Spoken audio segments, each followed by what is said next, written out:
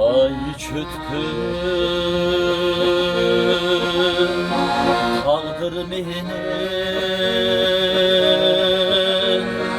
yol açılır Sivirdi ak bulutlar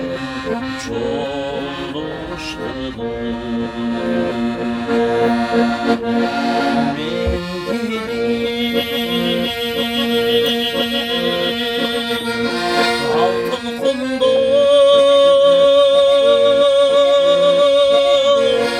gölcegine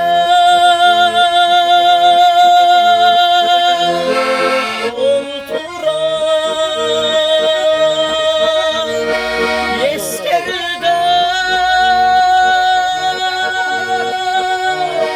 içten sızır oturan eskeride içten sızır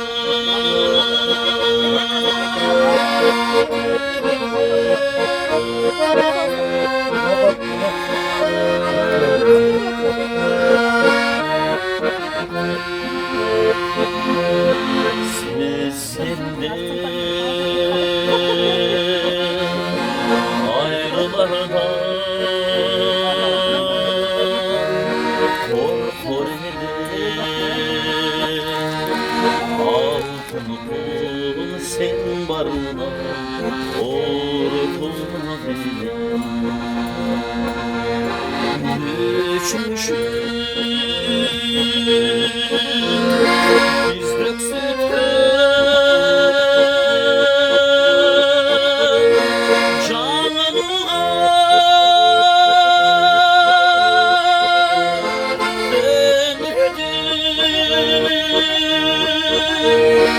ömrüm göster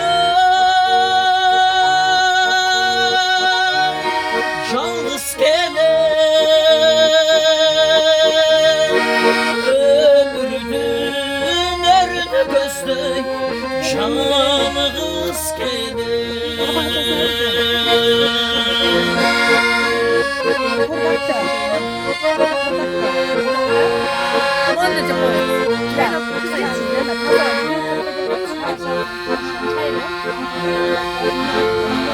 Gölcegi hasiyetli Gölcegi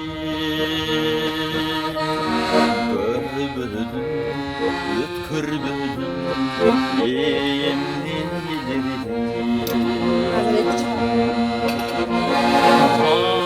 suy gönlümde geldim sana